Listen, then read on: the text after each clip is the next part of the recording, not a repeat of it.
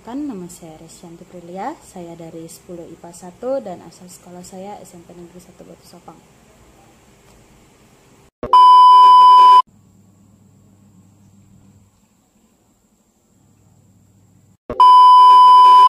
Jadi presentasi saya hari ini ingin membahas tentang rincian konsep geografi. Yang pertama ada konsep jarak.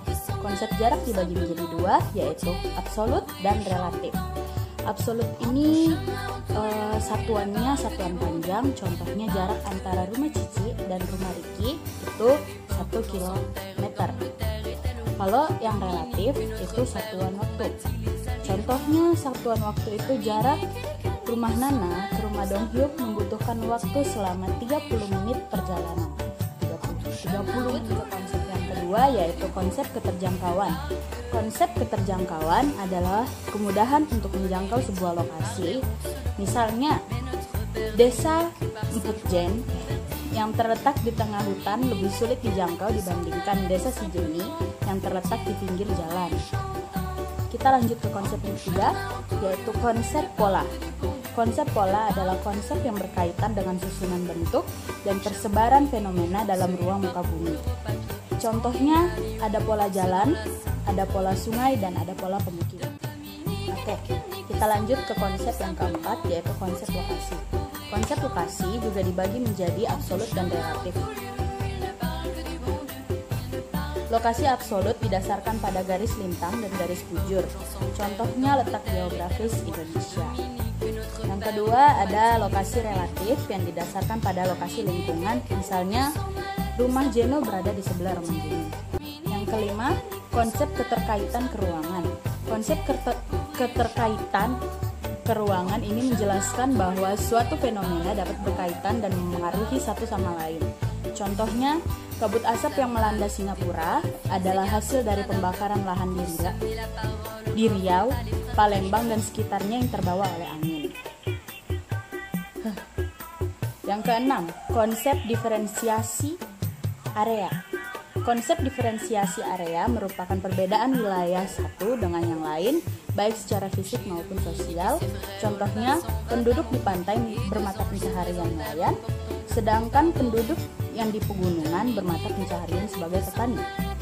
Yang ketujuh adalah konsep morfologi. Morfologi.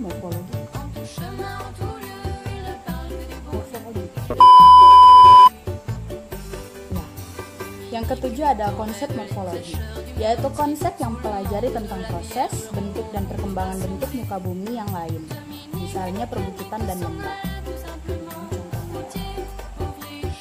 Yang kedelapan ada konsep interaksi dan interdependensi yang merupakan interaksi timbal balik yang terjadi karena adanya perbedaan wilayah dengan segala potensi di dalamnya sehingga wilayah satu dan lainnya saling bergantungan. Ya. Contohnya, pergerakan sandang dari kota ke desa dan pangan dari desa ke kota, jadi saling timbal balik gitu loh. Ngerti kan? Ya, semoga Anda semua mengerti. Yang kesembilan adalah konsep aglomerasi. Konsep aglomerasi adalah pengelompokan penduduk dan aktivitasnya di suatu daerah. Contohnya, masyarakat akan berkelompok pada tingkat yang sejenis, sehingga muncul daerah elit, daerah kumuh, perumnasda, dan lain sebagainya. Kayak misalnya anak-anak yang kaya kumpul sama anak-anak yang kaya, yang anak hits kumpul sama anak yang hits, itu masih termasuk aglomerasi kayak gitu. Yang ke-10 ada konsep nilai kegunaan. Konsep nilai kegunaan bersifat relatif, artinya manfaat suatu wilayah atau daerah mempunyai nilai tersendiri bagi orang yang menggunakannya. Contohnya, lahan pertanian yang subur sangat bernilai bagi petani dibandingkan dengan nelayan atau pegawai kantor. Karena mungkin kita sedikit kesulitan buat menghafal ke-10 konsep geografi ini, ada rumusnya. Ya, terima kasih untuk Udana. Jadi rumusnya jaket, polo, keke, di, pinter, alpi.